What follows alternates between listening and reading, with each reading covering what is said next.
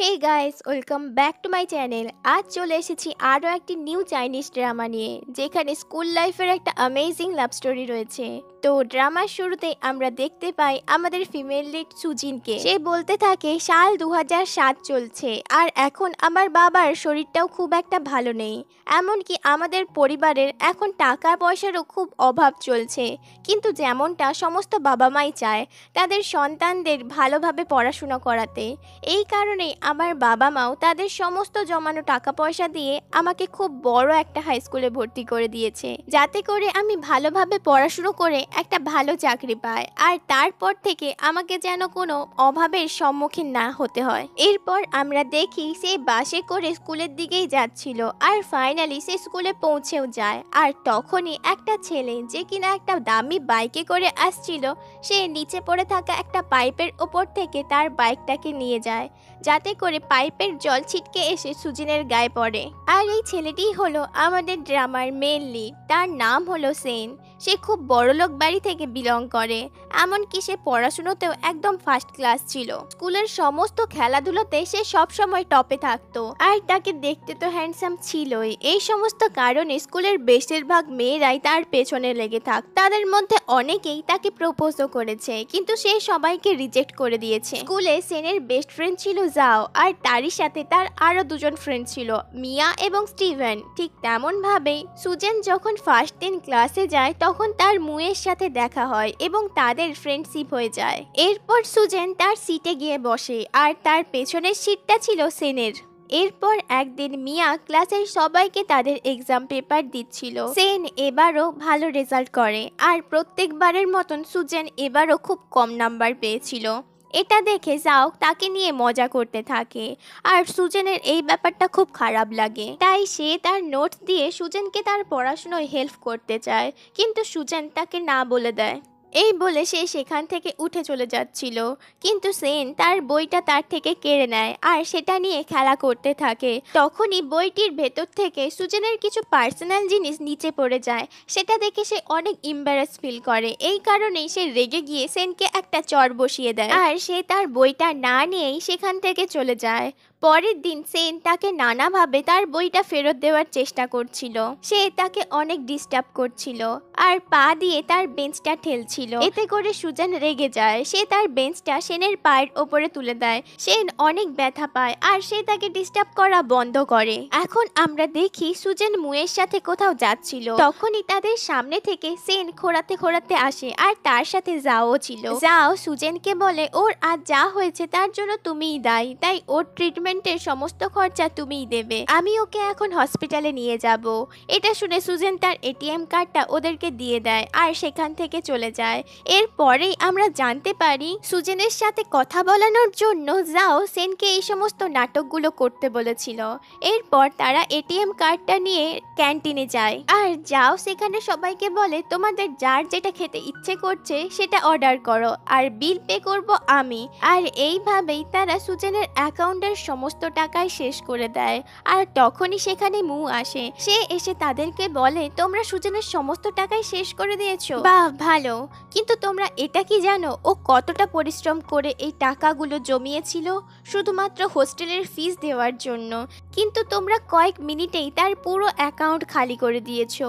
তোমাদের কি এই জন্য খারাপ লাগে না? নিজেদের ওপর লজ্জা লাগে না? এই বলে মু সেখান থেকে চলে যায়। সেনের সত্যিই খুব খারাপ লাগছিল। সে ডিসাইড করে সুজেনের সমস্ত টাকায় ফেরত দিয়ে দেবে। এরপর সে ক্লাসে সুজেনকে তার এটিএম কার্ডটা ফেরত দেয়। সেটাতে এখন অনেক টাকা ছিল। তাই ক্লাস শেষে সুজেন সেনের সাথে দেখা করে। সেখানে সে তাকে বলে আমার অ্যাকাউন্টে এখন অনেক টাকা রয়েছে, কিন্তু সেগুলো আমার নয়, আর আমি ভালো করেই জানি ওগুলো তুমি আমার অ্যাকাউন্টে দিয়েছো। এই বলে সে তাকে তার পয়সা ফেরত নিতে বলে, কিন্তু সেন বারবার বলতে থাকে ওগুলো আমার টাকা নয়, ওগুলো তোমার টাকা, তাই ওগুলো তুমি তোমার কাছেই রেখে দাও। কিন্তু সুজেন কোনো মতেই তার টাকাটা নেয় না, আর তাকে তার টাকা দিয়ে সেখান থেকে চলে যায়। পরের সিনে আমরা সুজেনকে একা ছাদের মধ্যে দাঁড়িয়ে থাকতে দেখি। কিছুক্ষণ পর সেখানে সেন চলে আসে। সে সুজেনকে জিজ্ঞেস করে, তুমি ছাদে একা কি করছো? তোমায় তো দেখে অনেক বেশি ডিপ্রেসড মনে হচ্ছে। সুজেন তাকে সেখান থেকে চলে যেতে বলে, কিন্তু সেন তো সেখান থেকে যাওয়ার মতন ছেলেই নয়, তাই সে সেখানে বকর বকর করতেই থাকে। ফাইনালি সুজেন তাকে বলেই দেয় তার ফ্যামিলির কন্ডিশন এখন খুব একটা ভালো চলছে না, এই কারণেই সে এত বেশি টেনশনে আছে, আর যার ফলে তার এখন রেজাল্টও খারাপ আসছে। সেন বলে, ও এই ব্যাপার, আরে বাবা আমি তো আছি, এটার জন্য এত বেশি টেনশন করার কি আছে? আমি তো তোমায় পড়াশোনায় হেল্প করব, আর তুমি চাইলে রোজ ক্লাস শেষে এখানে আসতে পারো, আমি তোমায় পড়াশোনার জন্য আরো অনেক ইজি ট্রিক শিখিয়ে দেব, আর তারপর থেকেই দেখবে পরীক্ষায় তোমার কেমন রেজাল্ট আসে। কিন্তু সুজেন তাকে মানা করতেই যাচ্ছিল, কিন্তু তখনই সে ভাবতে থাকে তার মম তাকে বলেছিল, তুমি যদি ভালো ইউনিভার্সিটিতে চান্স পেতে চাও তাহলে স্কুলে তোমায় অনেক ভালো রেজাল্ট করতে হবে। তাই সে সেনের কাছ থেকে হেল্প নেওয়ার ব্যাপারে রাজি হয়ে যায়। আর এইভাবেই চলতে চলতে নেক্সট এক্সামে সুজেন অনেক ভালো রেজাল্ট করে, আর সেটা দেখে সে অনেক বেশি খুশি হয়ে যায়। এটা দেখে সেনও অনেক বেশি হ্যাপি হয়। এদিকে মু জাওকে ভালোবাসতো, তাই সে তার সাথে মিট করার জন্য বেশিরভাগ টাইমই গ্রাউন্ডের দিকে যেত। পরের দিন সেন মুয়ের সাথে দেখা করে আর তাকে জিজ্ঞেস করে আজ সুজিন ক্লাসে আসেনি কেন। মু বলে, আমিও ঠিক করে জানি না, তবে ও বলেছে ও নিজের বাড়িতে গিয়েছে আর কিছুদিনের মধ্যেই চলে আসবে।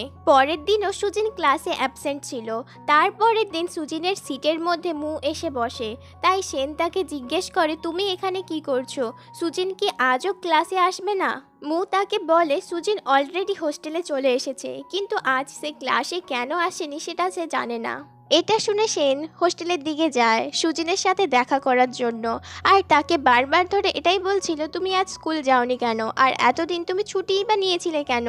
কিন্তু সুজিন তার কোনো কথার কোনো উত্তর দেয় না। সে শুধু তাকে এটুকুই বলে, তুমি এখানে কি করছো? তুমি এখান থেকে চলে যাও, আর এরপর থেকে এখানে আর আমার সাথে দেখা করতে আসবে না।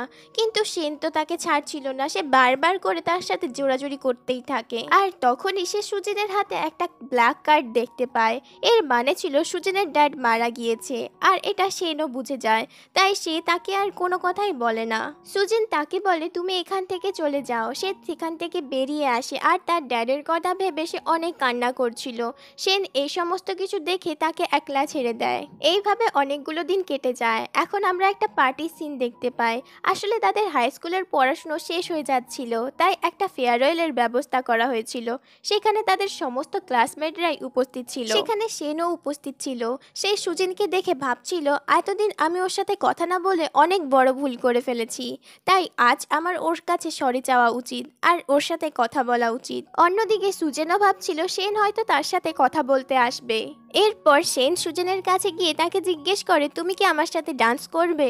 সুজেন এতে রাজি হয়ে যায়। এরপর তারা দুজন ডান্স করতে থাকে, আর অন্যদিকে মু আর জো ডান্স করছিল। তখনই কারেন্ট চলে যায়, আর এই সুযোগে মু জাওকে কিস করে দেয়। আর সেন যখন সুজেনকে কিস করতে যাবে তখনই কারেন্ট চলে আসে, তাই ইম্বারেস হয়ে সুজেন সেখান থেকে চলে যায়। সেন তার পেছনে পেছনে বাইরে চলে আসে। তারা দুজন বাইরে কথা বলছিল। সেখানে সেন সুজেনকে বলে, আমি তোমাকে অনেক ভালোবাসি, আর আমি তোমায় বিয়ে করতে চাই। তুমি আমার সাথে বেজিনে চলো, ওখানে আমরা বিয়ে করে হ্যাপি ম্যারিড কাপল হয়ে থাকবো। কিন্তু সুজেন তার কথার কোনো উত্তর দেয় না, কারণ সে সেনের মুখ থেকে এই কথাগুলো আচমকা এক্সপেক্ট করেনি। সে ভাবছিল সেন কোটিপতির ছেলে, আর তারা মিডিল ক্লাস, তার ফ্যামিলির অবস্থাও এখন খুব একটা ভালো নয়। সেও সেনকে ভালোবাসতো, এই কথাটা ঠিক, কিন্তু সে কখনোই সেনের এই কথাতে রাজি হতে পারবে না। তাই সে সেনকে একটা কিস করে সেখান থেকে চলে যাচ্ছিল। অন্যদিকে সেন ভাবতে থাকে সুজেন হয়তো তাকে একসেপ্ট করে নিয়েছে, কিন্তু সুজেন তো মনে মনে ডিসাইড করেই ফেলেছিল সে এরপর থেকে সেনের সাথে আর দেখা করবে না, আর সে সেনের জীবন থেকে অনেক দূরে চলে যাবে। আর এখানে এই ড্রামার ফার্স্ট পার্টটা শেষ হয়। সুজেন এবং সেনের লাভ স্টোরি কোন দিকে যাবে সেটা দেখার জন্য আমার চ্যানেলটিকে অবশ্যই সাবস্ক্রাইব করে রাখুন, কারণ নেক্সট ভিডিওগুলি আমি খুব তাড়াতাড়ি নিয়ে আসছি।